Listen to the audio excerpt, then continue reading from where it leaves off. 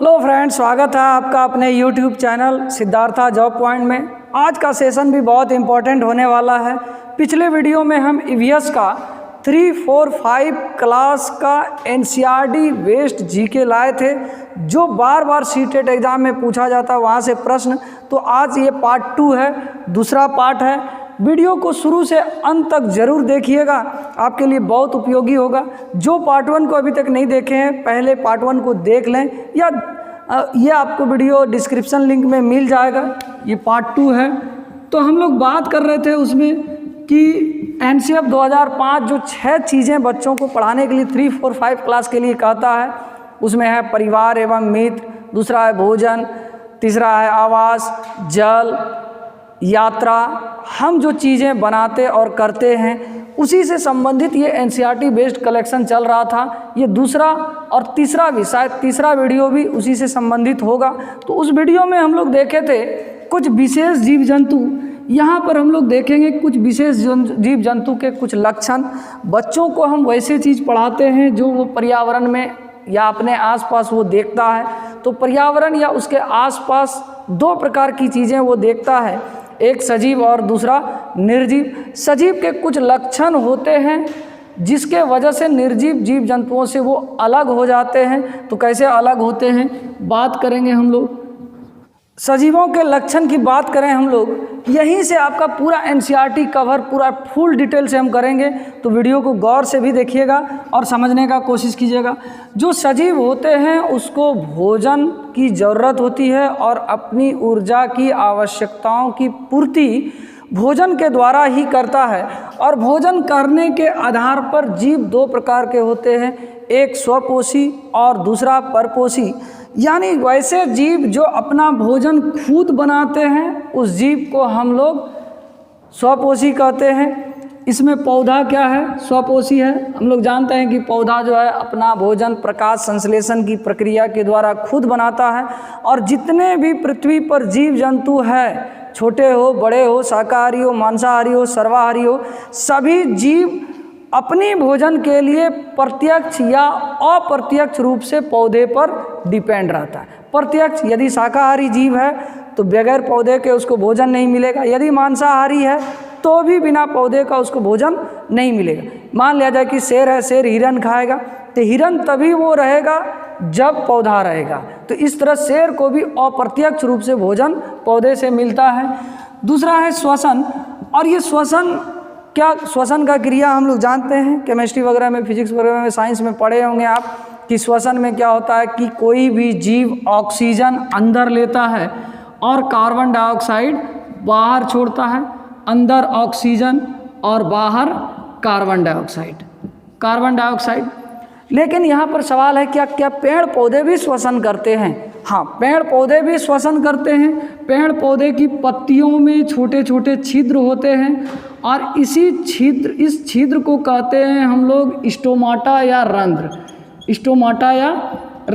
और इसी स्टोमाटा के द्वारा पौधे अपना श्वसन करते हैं। अब सवाल है कि श्वसन में जिस तरह कोई जीव जंतु हो, कुत्ता, घोड़ा, बिल्ली, गाय, गधा, मनुष्य, ये अपना श्वसन के अंतर्गत ऑक्सीजन अंदर लेता है और कार्बन डाइऑक्साइड बाहर छोड़ता है। अब यहाँ पौधे की बात करें तो पौधा कौन सा गैस अंदर लेता है? श्वसन के क्रम में, भोजन बनाने के क्रम में नहीं, प्रकाश संश्लेषण करने के क्रम में नहीं।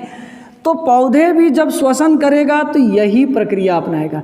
यानी श्वसन के क्रम में चाहे पेड़ पौधे हो या जीव जंतु हो, वो ऑक्सीजन अंदर लेता है और कार्बन डाइऑक्साइड बाहर छोड़ता है। ये क्वेश्चन पूछा हुआ सीटेट में है, पहली बार पूछा हुआ था। तो अधिकतर लोगों ने गलती करके आया था, अधिकतर लोग कि पूछा हुआ था कि पौधे श्वसन के रूप में कौन सा गैस अंदर लेते हैं, तो उसका आंसर ऑक्सीजन। लेकिन प्रकाश संश्लेषण की बात करें तो प्रकाश संश्लेषण में पौधे क्या करते हैं?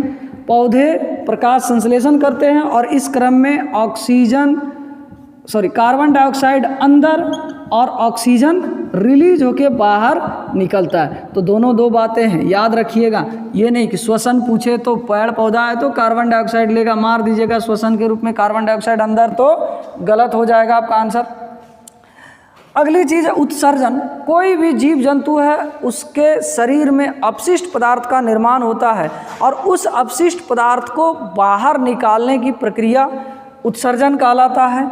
और जो जीव जंतु होते हैं उत्सर्जन के रूप में कई अपशिष्ट पदार्थ उसका बाहर निकलता है। जैसे अपशिष्ट पदार्थ की बात करें हम लोग तो मल हो गया, मूत्र हो गया, पसीना हो गया, यूरिया हो गया, ये सब अपशिष्ट पदार्थ हैं और ये जीव अपने बाहर निकालते हैं। लेकिन ये पेड़ पौधे में अपशिष्ट पदार्थ बनता है लेकिन उसका स्पेशल अंग उत्सर्जन अंग नहीं होता है। कोई जीव है तो वो मल द्वार से या मलाशय में जमा होता है फिर निकलता है। मूत्र किडनी वगैरह, किडनी जिसको कहते हैं हम लोग, किडनी से मूत्र फिल्टर होकर निकल जाता है। पसीना ये त्वचा से, ये अंग है, यानी पसीना भी अपशिष्ट पदार्थ है जो त्वचा से निकलता है।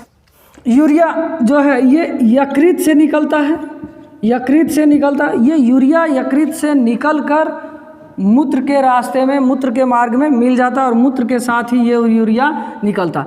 और एक अपशिष्ट पदार्थ हमारे शरीर में कार्बन डाइऑक्साइड भी बनता है जो फेफड़े के द्वारा बाहर होता है। हम लोग जानते हैं कि जब श्वसन करते हैं तो ऑक्सीजन अंदर जाता है और अपशिष्ट पदार्थ के रूप में उधर से कार्बन डाइऑक्साइड बनकर निकलता है, तो ये फेफड़ा। तो जो सजीव होते हैं वो उत्सर्जन करते हैं यानी अपशिष्ट पदार्थों को बाहर करते हैं। उद्दीपन के प्रति अनुक्रिया, जो सजीव होते हैं वातावरण में होने वाले परिवर्तन या सिचुएशन के हिसाब से वो कुछ प्रतिक्रिया करते हैं। जैसे इसका उद्दीपन है कि, जैसे उदाहरण है कि छुई मुई के पौधे को छूने पर उसकी पत्तियां सिकुड़ जाती है, यानी छुई मुई सजीव है, जब आप उसको छूते हैं तो आपका छूना उद्दीपन हो गया और उसका सिकुड़ना अनुक्रिया हो गया। सूरजमुखी का पौधा, सूरजमुखी का फूल सूरज की तरफ मुड़ जाते हैं, यानी सूर्य का उगना उद्दीपन, यानी वातावरण में चेंजिंग हो रहा है कुछ कंडीशन, और उसकी ओर मुड़ना अनुक्रिया हो गया। जैसे तेलचट्टा हो गया, कॉकरोच हो गया, इसको रोशनी जैसे मिलेगा ये अंधेरे की ओर जाएगा, तो रोशनी उसके लिए क्या हो गया, उद्दीपन, और उसका छिपना या भागना अनुक्रिया होगा। और इसके अलावा आप भी कह सकते हैं कि यदि आपका कोई मनपसंद चीज़ बन रहा है, व्यंजन बन रहा है, सब्जी वगैरह बन रहा है, तो आपके मुंह से पानी आ रहा है, तो वातावरण में कंडीशन के रूप में मनपसंद सब्जी आपके लिए उद्दीपन हो गया और आपके मुंह से लार टपकना, पानी आना, ये अनुक्रिया कहलाता। जो सजीव होते हैं वो इंद्रियां होती है। इंद्रियां का मतलब ज्ञान इंद्रियां हो गया, जैसे आँख, कान, नाक, जीभ, त्वचा, ये 5 इंद्रियां मनुष्य को होता है, सजीव को होता है। सभी सजीव को नहीं होता, लेकिन हम देखेंगे कि सभी सजीव अपनी इंद्रियों का प्रयोग कुछ अलग काम करने के लिए भी करता है। तो जो मनुष्य की बात करें, जैसे आँख से देखकर ज्ञान प्राप्त करते हैं, कान से सुनकर, और जीभ से स्वाद लेकर, त्वचा से महसूस करते हुए, तो ये ज्ञानेंद्रियां जो सजीव होते हैं ज्ञानेंद्रियां होते हैं। लेकिन कुछ जीव ऐसे होते हैं जो अपनी इन ज्ञानेंद्रियों का प्रयोग अलग अलग कार्य करने में करते हैं। जैसे कि छिपकली को भी जीव होता है, छिपकली को जीव होता है। अब ये छिपकली को जीव होता है लेकिन इसको जीभ से स्वाद लेने का काम नहीं होता, ये सीधे अपने भोजन को निगल जाता है। निगलने के क्रम में क्या करता है कि अपनी प्रयोग वो शिकार को पकड़ने में करता है। छिपकली अपनी जीभ का प्रयोग शिकार को पकड़ने में प्रयोग करता है। अब जैसे सेंस की बात करें तो चींटी जो है देखिएगा समूह में चलता है और कतार में भी चलता है। कतार का मतलब देखिएगा एक लाइन में जा रहा है, आप किसी एक चींटी को उठा के दूसरी जगह पर रख दीजिएगा, फिर वो कभी न कभी झुंड में मिल जाती है। इसके पीछे वजह क्या है कि चींटियाँ एक विशेष गंध छोड़ती है और उस गंध के माध्यम से अपने चींटियों के समूह को पहचान लेती है।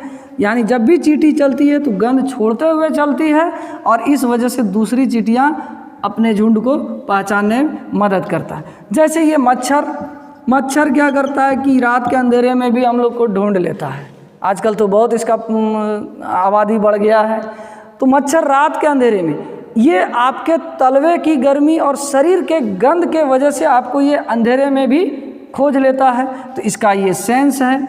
इसके अलावे कुछ ऐसे जीव हैं जैसे सांप है, तो सांप को ये कान नहीं होता है लेकिन फिर भी ये सुन सकता है, नहीं सुन सकता है। सांप को कान नहीं होता है, लेकिन ये हवा में और ज़मीन में कंपन होने पर इसको महसूस होने लगता है, महसूस होने लगता है। कुछ जीव ऐसे हैं जैसे चील, ये बहुत इंपॉर्टेंट, ये पूछा हुआ है, चील, बाज, गिद्ध, ये जीव ऐसे हैं जो मनुष्य से 4 गुना अधिक दूरी तक देख सकता है। यदि कोई मनुष्य 100 मीटर की चीज़ों को पहचान पा रहा है कि वो फलाना चीज़ है, ये चीज़ है, तो ये गिद्ध, चील और बाज, ये तीनों जीव 400 मीटर दूरी के चीज़ को पहचान लेगा कि वो चीज़ क्या है। तो ये क्वेश्चन भी आया है कि निम्नलिखित में से जीवों के समूह में से कौन से जीवों का समूह मनुष्य के दृष्टि से 4 गुना दृष्टि होता है। तो चील, बाज और गिद्ध। इसके अलावा हम लोग देखे थे शेर और बाघ, उसकी खासियत क्या है कि अपने मलमूत्र के गंध को पहचान कर इलाके की पहचान कर लेता है कि ये हमारा इलाका है या हमारे इलाके में कोई दूसरा जीव जंतु आ गया है। इसके अलावा कुछ जीव ऐसे हैं जैसे रेशम कीट। ये रेशम कीट जो है कई किलोमीटर तक दूर तक अपने मादा कीट के गंध को पहचान लेता है कि ये मादा कीट कहाँ पर है, तो इसका ये सेंस है। तो ये क्या है कि जो जीव होते हैं उसको ज्ञानेंद्रियाँ होता है और ज्ञानेंद्रियों का प्रयोग कई तरह से किया जाता है। अब पक्षी की यदि बात करें, यहाँ से बार बार प्रश्न आता है, तो हम लोग जानते हैं कि आँख का काम होता है देखना। पक्षी का जो आँख बना हुआ होता है उसके आँख में पुतलियाँ नहीं होती है और इस वजह से उसकी पुतली नहीं घूमती है। तो जब भी वो चीज़ों को देखती है, पक्षी देखते हैं तो क्या करता है कि थोड़ा दूरी पर भी देखने के लिए गर्दन को बार बार हिलाता है। तो क्वेश्चन पूछा हुआ था कि पक्षियाँ किसी भी चीज़ों को देखने के लिए बार बार गर्दन क्यों हिलाती है? इसलिए कि उसकी आँख की पुतली नहीं घूम पाती है, आँख नहीं घूम पाती है, इस वजह से पक्षी चीज़ों को देखने के लिए अपने सिर को हिलाती है। दूसरी बात कि इसी पक्षी से आता है क्या कि पक्षियाँ एक ही समय में 2 चीज़ों को देख सकती हैं। क्यों? हम लोग कोई चीज़ देखें, एक चीज़ यदि मान लिया जाए कि हम आपको देख रहे हैं, फिर दूसरे को देखने के लिए सिर हिलाना होगा, घुमाना होगा, लेकिन वो पक्षी में क्या होता है कि उसका सिर के दोनों तरफ आँख होता है। ये इसका सिर है और इस पार भी आँख और उस पार भी आँख, तो यानी इधर भी आँख और इधर भी आँख, जिसके वजह से इधर की चीज़ें भी देख लेती है पक्षियाँ और इधर की चीज़ें भी देख लेती है पक्षियाँ। तो इस तरह से क्वेश्चन रहता है कि पक्षियाँ जो है एक ही समय में 2 चीज़ों को क्यों देख लेती है? इसलिए कि उसके सिर के दोनों तरफ आँखें होती हैं। तो यह ज्ञानेंद्रियाँ से संबंधित था। गति, जो सजीव होते हैं उसमें गति होती है। गति की बात करें हम लोग तो अलग अलग जीव अलग अलग तरीके से गति करती है। देखते हैं इसको कैसे गति करता है। गति करने के लिए क्या होता है कि कुछ जीव चलते हैं, कुछ जीव चलते हैं, और चलने वाला जीव जैसे कुत्ता, घोड़ा, बिल्ली, गधा, मनुष्य, ये सब क्या है कि चलने वाला जीव है। और जो जीव चलने वाला रहता है उसके हड्डियों की संधियाँ इस तरह से होती है कि वो आसानी से एक जगह से दूसरी जगह जा सके। कुछ जीव तैरते हैं, तैरने वाला जीव जैसे कि बत्तख हो गया, मेढक हो गया, पानी में जब मेढक रह रहा है तो वो भी, हालांकि वो उछाल मारता है, मछलियाँ हो गया, तो ये सब क्या करते हैं, तैरते हैं। और जब ये तैरते हैं तो इसकी बनावट धारा रेखीय होती है, स्ट्रीमलाइंड होती है। मछलियाँ इस तरह की होती है, देखे होंगे आप लोग। तो ये इसी को कहते हैं हम लोग स्ट्रीमलाइंड, यानी जब ये पानी में चलता है तो धारा रेखीय प्रवाह, यानी धारा के साथ पानी इसको ज़्यादा अवरोध पैदा न कर सके, इसी को कहते हैं स्ट्रीमलाइंड या धारा रेखीय। और जो बत्तख वगैरह पानी में तैरते हैं उसकी अंगुलियों में सभी उंगली ज्वाइंट होते हैं, और जो ज्वाइंट होता है, गौर से देखिएगा कि हम लोग का उंगली क्या है कि बीच में गैपिंग है, उसमें ये ज्वाइंट रहता है, उंगली रहता है, इसमें क्या होता है कि एक पतला स्किन से, मोटी स्किन से ये जुड़ा हुआ रहता है ताकि वो पानी को अच्छे से काट कर आगे बढ़ सके।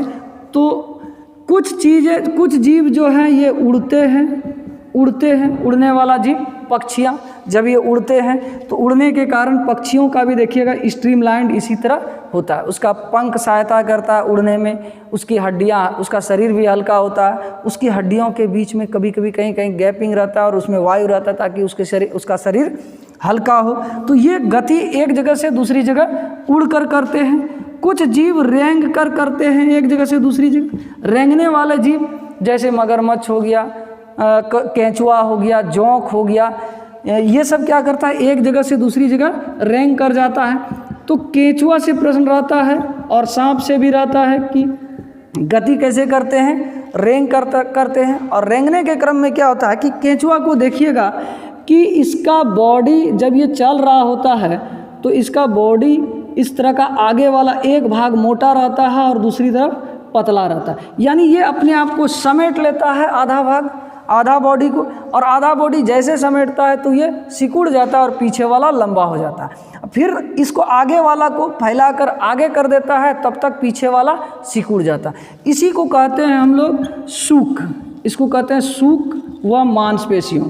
यानी केंचुआ कैसे चलता है, सूक व मांसपेशियों की मदद से।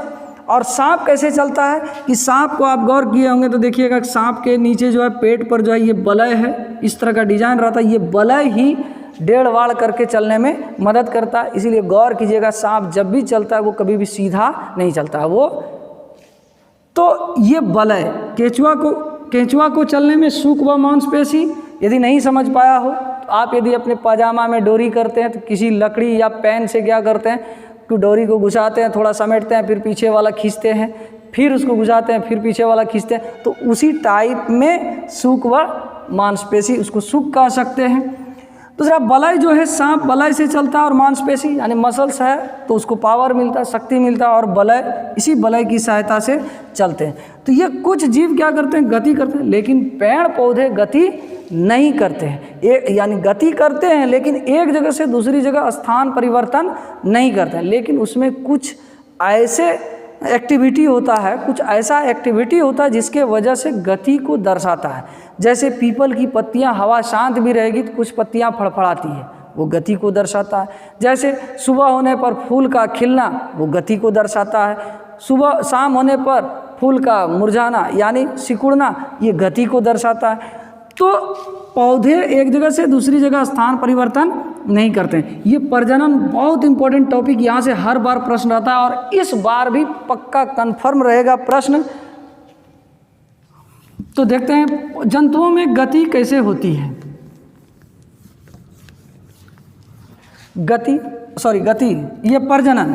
देखिए प्रजनन दो प्रकार का होता है, प्रजनन दो प्रकार का होता है। यानी प्रजनन हम लोग कहते हैं किसको हैं, जो जीव या जो सजीव होते हैं वो अपने जैसे संतान को जन्म देना, और इसी प्रक्रिया को कहते हैं हम लोग प्रजनन। यानी मनुष्य है तो मनुष्य अपने जैसे संतान को जन्म दे रहा है, कोई पक्षी है तो अपने जैसे संतान को जन्म दे रहा है, कोई जानवर है तो अपने जैसे संतान को जन्म दे रहा है। तो उस क्रिया को, उस प्रक्रिया को हम लोग प्रजनन कहते हैं। और प्रजनन दो प्रकार से होते हैं। कुछ जीव अंडे देकर अपने संतान को जन्म देते हैं, कुछ जीव डायरेक्ट बच्चे को जन्म देकर देते हैं। तो जो जीव अंडे देते हैं, जो जीव अंडे देकर अपने संतान को जन्म देते हैं उस जीव को हम लोग अंडज कहते हैं, और जो जीव संतान को जन्म देते हैं उस जीव को हम लोग जरायुज कहते हैं। यानी जैसे पक्षी है अंडा दे रहा है, मगरमच्छ है अंडा दे रहा है, तो जो अंडे देने वाला जीव है उस जीव को कहते हैं अंडज, और जो जीव संतान को जन्म देते हैं उसको जरायुज कहते हैं। लेकिन यहाँ से प्रश्न कैसे पूछा हुआ था कि देखिए दो बातें हैं, इसका कंडीशन क्या है कि पूरी पृथ्वी के जीवों के बारे में हम पता कर सकते हैं कि ये जीव अंडा देता होगा या जानवर देता होगा, बच्चे को जन्म देता होगा। देख कर किसी जीव को आप पता कर सकते हैं। उसका कंडीशन क्या है कि जिस जीव के शरीर पर बाल न हो, कान भी न दिखे, कान भी बाहर न दिखे, जिस तरह हम लोग का कान दिखता है तो कान भी न दिखे, वह जीव क्या करेंगे, अंडे देंगे। यानी जिस जीव के शरीर पर बाल हो और कान दिखे वो जीव जरायुज कहलाता है, यानी संतान को जन्म सीधे सीधे देता है। अब आप उदाहरण के तौर पर देख सकते हैं, जैसे कि सांप हो गया, उसका ना तो कान दिख रहा है ना उसके शरीर पर बाल है तो वो अंडा देता है। छिपकली है, ना कान दिख रहा है ना कान होगा, जीव को कान होगा लेकिन अंदर की ओर, बाहर हम लोग की तरह नहीं निकलेगा। गाय भैंस बैल कुत्ता बिल्ली की तरह कान बाहर दिखेगा नहीं। तो ये वाला फॉर्मूला याद रखिएगा। ये पूछा हुआ था निम्नलिखित में से कौन से कथन सत्य हैं, तो जो जीव के कान दिखते हैं, बाल होता है, इस तरह उल्टा पुल्टा के 4 ऑप्शन बनाया हुआ था। तो यहाँ से तो यानी जो जीव, जिस जीव के शरीर पर बाल हो, अब किसी के मन में चलता होगा कि सर पक्षी जो है, पक्षी के शरीर पर तो बाल है, कान जरूर नहीं दिख रहा, वो बाल नहीं है। पक्षी के शरीर पर, बॉडी पर क्या है, वो पंख है।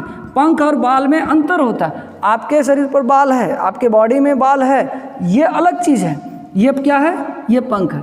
अब यहाँ से क्या है कि जो जीव अपने संतान को जन्म देता है, जो जीव अपने संतान को जन्म देता है, वो जीव अपने बच्चे को दूध पिलाती है। वो जीव अपने बच्चे को दूध पिलाती है, और दूध पिलाने के वजह से ऐसे जीव को स्तनधारी जीव कहा जाता है। यानी जो जीव संतान को जन्म देता है, वो जीव अपने बच्चे को दूध पिलाती है, अपने बच्चे को दूध पिलाती है, वैसे जीव को कहते हैं हम लोग स्तनधारी। यहाँ से प्रश्न पूछा हुआ था कि चमगादड़ है स्तनधारी या अंडज? स्तनधारी है। यानी स्तनधारी का उदाहरण क्या है कि यहाँ पर ये तो जान ही रहे हैं कि मनुष्य भी स्तनधारी है, कुत्ता, घोड़ा, गाय, बिल्ली, ये सब स्तनधारी जीव है। लेकिन हम वैसे 1, 2, 4 लिखते हैं जो बार बार पूछता है। चमगादड़ हो गया, ये स्तनधारी हो गया। व्हेल हो गया, डॉल्फिन हो गया, डॉल्फिन हो गया। ये सब जीव ऐसे हैं जो कि संतान को जन्म देते हैं और अपने संतान को दूध पिलाते हैं। ये था प्रजनन का तरीका जो जीव जंतु करते हैं 2 तरह से। अब पेड़ पौधे में कई तरह से प्रजनन होते हैं। ऐसे हालांकि पौधे का प्रजनन अंग फूल होता है, लेकिन एक पौधे से दूसरे पौधे मुख्य रूप से बीज से होता है। बीज से एक पौधे से दूसरा पौधा होता है। लेकिन कई ऐसे पौधे हैं जो अलग अलग अंगों से भी प्रजनन कर लेते हैं। जैसे कुछ पौधे ऐसे हैं जो तना से दूसरा पौधा हो जाता है, जैसे कि सहजन हो गया, गुलाब हो गया, गुड़हल हो गया, ये सब पौधा से, ये सब पौधा तना से दूसरा पौधा हो जाता है। कुछ जीव हैं जो आँख, आलू में देखिएगा छोटा छोटा आँख होता है, और जैसे आपको उसको कंडीशन मिलेगा तो वो खिल जाता है। एक बहुत इम्पोर्टेंट है ब्रायोफिलम। ये ब्रायोफिलम जिसको हम लोग हिंदी में कहते हैं पत्थर चट्टा, ये पत्थर चट्टा अपना प्रजनन पत्ते के द्वारा करता है। उसका पत्ता क्या होता है कि चारों तरफ नुकीला होता है, और जैसे उसका पत्ता परिपक्व होने लगता है तो उसके चारों तरफ से नया जड़ निकलने लगता है, और जड़ के बाद फिर पौधा हो जाता है। एकदम लटकता हुआ पत्ता पर पौधा होता है, और जब वो ज़मीन में जाता है तो नया पौधा बन जाता है। तो ये था क्या, प्रजनन। और वृद्धि जो सजीव होते हैं वो वृद्धि करते हैं। जो शिशु के रूप में जन्म होता है, बड़ा होकर वयस्क बनता है, फिर वृद्ध हो जाता है। पेड़ पौधे भी, छोटा पौधा होता है, फिर एक बड़ा पेड़ बन जाता है। तो जो सजीव होता है वो वृद्धि करते हैं, और जो सजीव होते हैं वृद्धि करते करते एक निश्चित आयु में उसकी मृत्यु हो जाती है। तो ये था आज का बहुत इम्पॉर्टेंट टॉपिक, एनसीईआरटी बेस्ड। यहाँ से आप 15 नंबर उठा सकते हैं जो वीडियो हम ईवीएस का बना रहे हैं। और फिर से एक बार बोल रहे हैं कि ईवीएस का पेडागोजी भी मात्र 4 वीडियो है, 3 या 4 होगा, हमको याद नहीं, लिंक में डिस्क्रिप्शन लिंक में डाल देंगे, उसको देखिएगा। वहाँ से आप 15 मतलब 15 + 15 आप 30, और 30 उठा रहे हैं किसी में, तो समझ सकते हैं कि आपका सीटेट आपकी मुट्ठी में। वीडियो को शुरू से अंत तक देखने के लिए बहुत बहुत धन्यवाद। अभी भी बाकी है तो एनसीईआरटी बेस्ड और एक वीडियो डालेंगे जो बहुत इंपॉर्टेंट होगा आपके लिए। तो वीडियो देखने के लिए बहुत बहुत धन्यवाद। मिलते हैं अगले वीडियो में। जय हिंद।